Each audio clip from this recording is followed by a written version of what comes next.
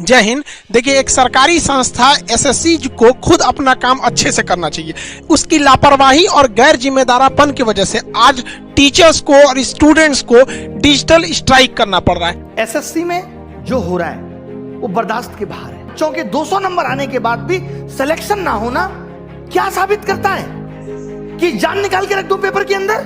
रविवार से ही हैशटैग मोदी रोजगार दो ट्विटर के साथ साथ यूट्यूब पर ट्रेंड कर रहा है।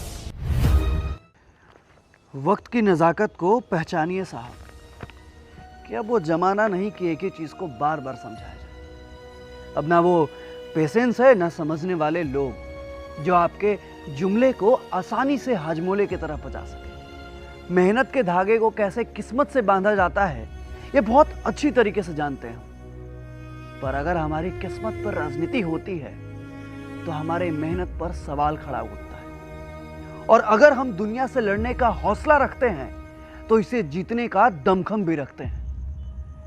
और हाँ, हमें तब तक कोई हरा नहीं सकता जब तक हम खुद से ना हार जाए, क्योंकि हम हवाओं में नहीं हौसलों पर चलते हैं, और हौसले अक्सर हवाओं का रुख मोड़ दिया करते हैं साहब। आदमी मन से मेहनत करे और रिजल्ट ना आए तो बड़ा दुख होता है साहब। और एक आपका आयोग है जिसे डेट सेट रिजल्ट का कुछ अता पता नहीं है। ये कैसा खेल है साहब जहां मंत्री भी आप हैं और शतरंज भी आप ही का है। ऐसे में हम जैसे पयादों का क्या, जो इस उम्मीद से आगे बढ़ते चले गए कि पीछे आपकी ताकत और साहस है, पर अब ये ताकत आपकी पिघल कर पानी हो चुकी है। अब इसे ना जमाने की जरूरत है, और हम जमाएंगे और इस पानी को बर्फ भी बनाएंगे। किसी ऊंचे झरने से गिरते पानी की चोट का शायद आपको अंदाजा ना हो, पत्थर तोड़ देती है साहब। फिर तो यह आयोग है और कुछ नहीं। और उन सुनामी लहरों का शायद आपको खबर ना हो, जो एक बार पीछे हटती है तो दूसरी बार पूरे इलाके को डुबो देती है। जब टेबल लैंप के नीचे हम अपना नोट्स खोलते हैं ना, तो हमें सिर्फ नौकरी दिखाई देती है, क्योंकि जब नौकरी नहीं तो हम स्टूडेंट किस लिए।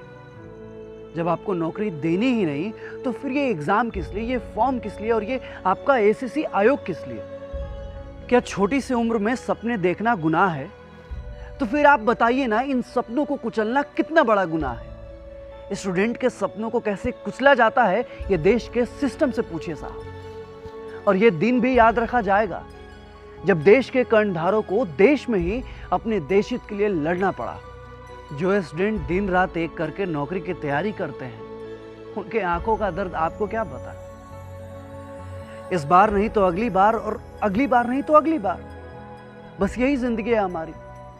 पर वो अगली बार कब होगा इसकी कोई गारंटी नहीं है, और ये सिस्टम है आपका। खुली किताब में खुले आंखों से सपने देखना ये जिंदगी है हमारी, पर अब खुले बाजार में खुले सपनों को बेचना ये सिस्टम है आपका।